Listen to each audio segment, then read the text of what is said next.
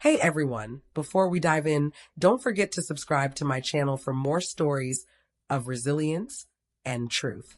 I'm Emily, and during my birthday celebration at the dazzling Crystal Cove restaurant in the heart of Seattle, my sister Lauren rose, her hand resting on her barely noticeable baby bump, and declared she was pregnant with my husband Ethan's child. The world tilted, the clatter of champagne flutes dissolving into a muffled hum as every gaze locked onto me, anticipating my collapse. They expected drama, tears, shouts, perhaps a smashed dish. Lauren's sly grin could have sliced through steel, and Ethan, standing by her side, dared to wear a mask of pity as if he hadn't just driven a dagger into my heart. But I didn't weep. I didn't yell. I sat still, my fingers gliding along the stem of my Chardonnay glass, letting the silence thicken, oppressive. They thought they'd scripted my downfall. They didn't know I held the quill. Raised in a tight Seattle apartment, I was the one who kept our family afloat. While Lauren, 2 years my junior, floated through life as the favored child, I was the one juggling bills when our parents overlooked the utilities. Lauren basked in the limelight, new outfits, ballet classes, endless praise, while I got sermons about duty. "You're so dependable, Emily," they'd say as if it were a gift, but it always felt like a shackle. I didn't resent it, not deeply. I loved my sister, even when her radiance overshadowed me. I thought that's how families functioned. One of us steady, one of us shining. When I met Ethan, I believed I'd finally found my own spark. A wealth advisor with charm and grand ambitions. His gaze made you feel singular, cherished. We wed in an intimate lakeside ceremony, and I poured my soul into crafting a life with him. My dream was a family, children racing through a yard, joy echoing in a home we'd call ours. But years of trying yielded no child. Each negative test eroded me, making me feel I was failing at my deepest desire. Ethan would cradle me, his voice gentle, murmuring, "It's all right, Emily. We'll keep going." I trusted him. I trusted us. That trust shattered one stormy Tuesday afternoon. Scrolling on our shared tablet for a casserole recipe, a notification pinged, an email from Lauren to Ethan. The subject was stark, our secret. My gut churned, cold as frost. I knew I shouldn't pry, but my fingers moved faster than my mind. The email exposed everything. Their affair, months of hidden trysts. The final paragraph buckled my legs. Lauren planned to reveal her pregnancy at my birthday dinner to humiliate me publicly, banking on a quiet divorce where they claim everything. "She'll cave," Lauren wrote. She always does. The tablet slipped, its screen fracturing on the hardwood, echoing the crack in my heart. I staggered to the bathroom, locking the door, my back pressed against it as if I could block out the truth. My breath came in sharp, ragged bursts, but no tears fell. I opened my mouth, releasing a silent, primal scream, a raw purge of the life I thought I knew. Then something shifted. The pain didn't shatter me, it honed me. I called Ava, my college best friend, my voice steady despite the tempest within.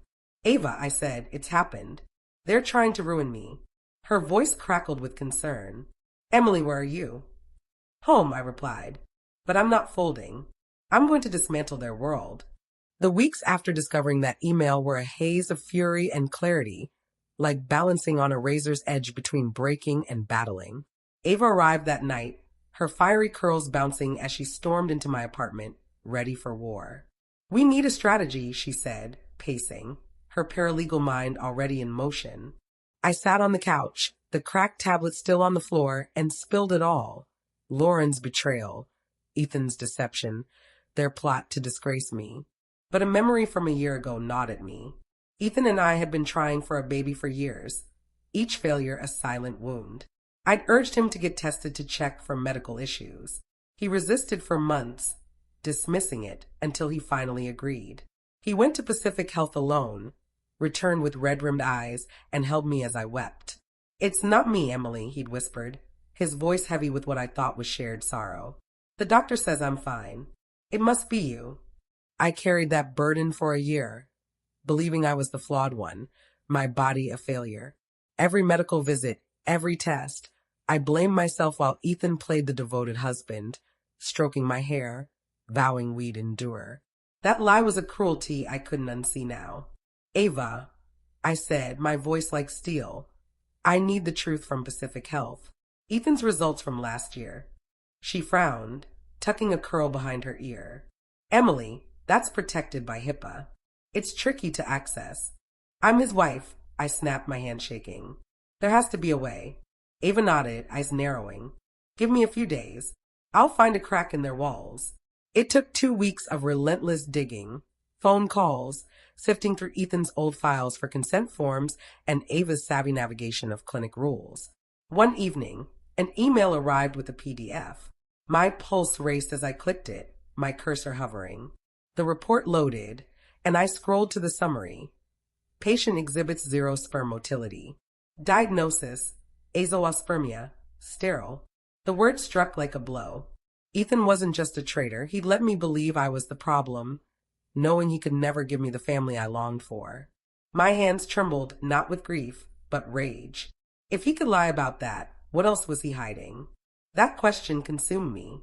I recalled Ethan's tale about the clinic visit, specialist fees, thousands spent. I checked our bank statements from that month. No payments to Pacific Health. Instead, a $20,000 cash withdrawal glared back, unexplained. My stomach knotted. This wasn't just an affair, it was something deeper, darker.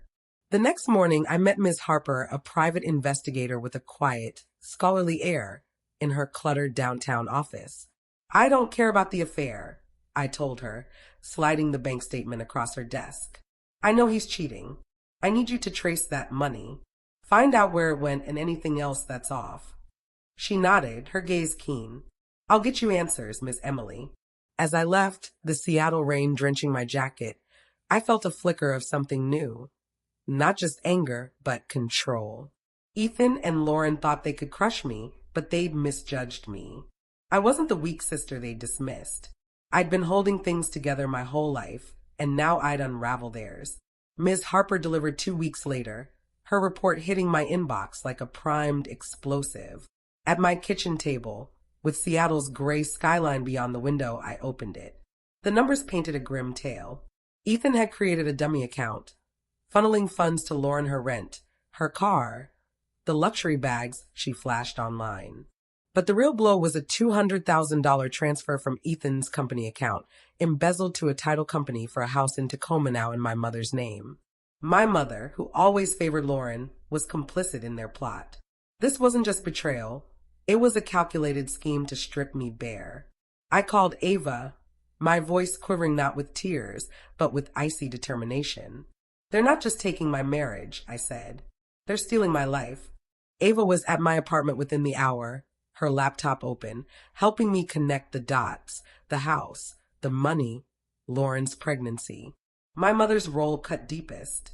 She'd always excused Lauren's selfishness, but this, signing her name to a house bought with stolen funds, felt like she'd erase me as her daughter.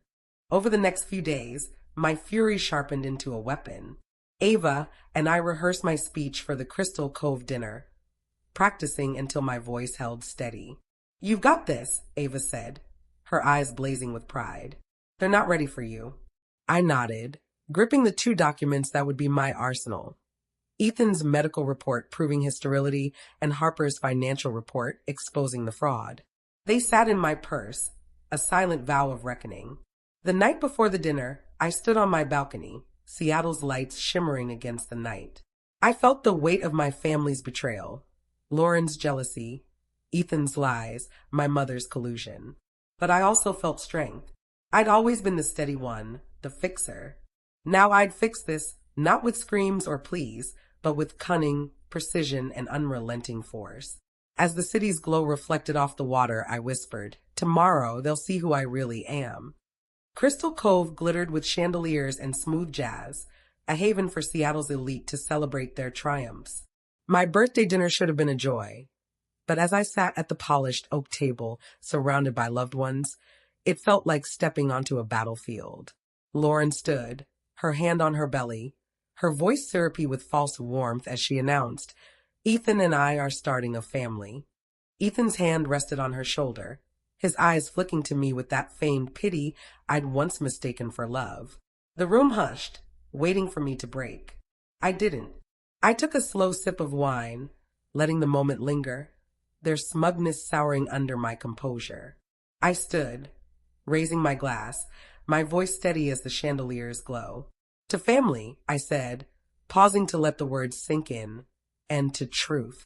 I reached into my purse, pulling out the medical report and sliding it toward Ethan.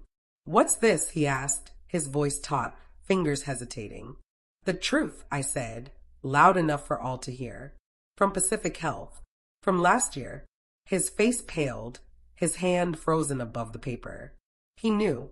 Lauren's smirk wavered, her eyes darting between us. "The biggest lie wasn't you sleeping with my sister, Ethan," I said, my voice cold as ice, slicing through the silence.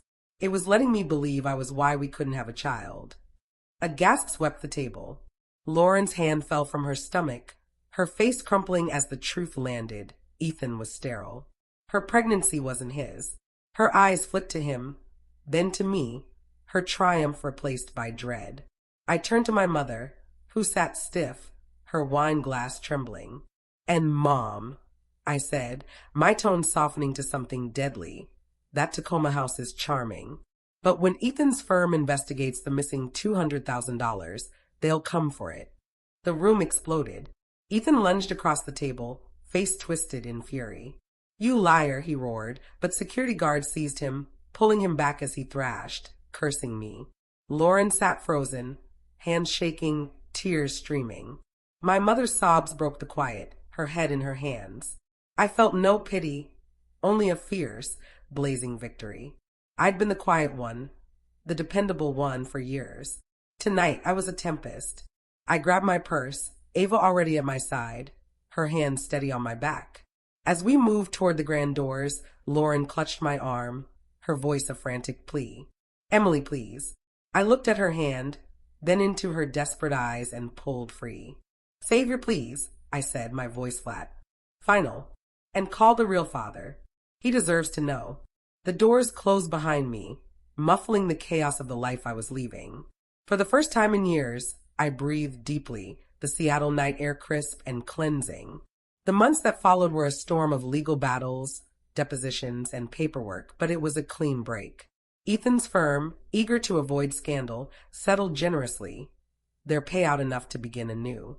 I moved to a cozy Fremont apartment with a balcony overlooking the canal. I found a pottery studio nearby, a serene space where my hands molded clay, crafting something new from my past wreckage. One afternoon, laughing as Ava hilariously failed to center her clay, she flicked a bit at me. "Divorce final?" she asked, grinning. "As of a few days ago," I said, my smile genuine, unburdened. They didn't want their secrets aired in court. My phone buzzed, a news alert. Former wealth advisor Ethan Carter sentenced to 5 years for embezzlement. A blurry photo showed him in handcuffs, his face gaunt. I stared, feeling nothing, no anger, no joy, just calm. He was a chapter I'd closed, a story I'd finished writing. I turned back to my pottery wheel, the clay cool beneath my fingers. Where were we? I said to Ava, spinning the wheel again. On my balcony, I tend a single orchid, one I found wilting on a clearance rack. It was battered, its blooms gone, but I saw resilience in its roots. I've been nurturing it, watering it, speaking to it as if it could hear. This morning I spotted a new bud, small, defiant, reaching for light. For so long, I thought I was the broken one, unable to grow. But I wasn't broken. I was planted in the wrong soil, surrounded by people who'd rather see me fade than flourish. To everyone who's followed this journey, thank you. You've walked with me through betrayal, fury, and the slow, messy work of rebuilding. If my story resonates, hit that subscribe button and join us. Every scar tells a tale of survival, strength, and new beginnings. Keep crafting your own truth, and I'll see you soon.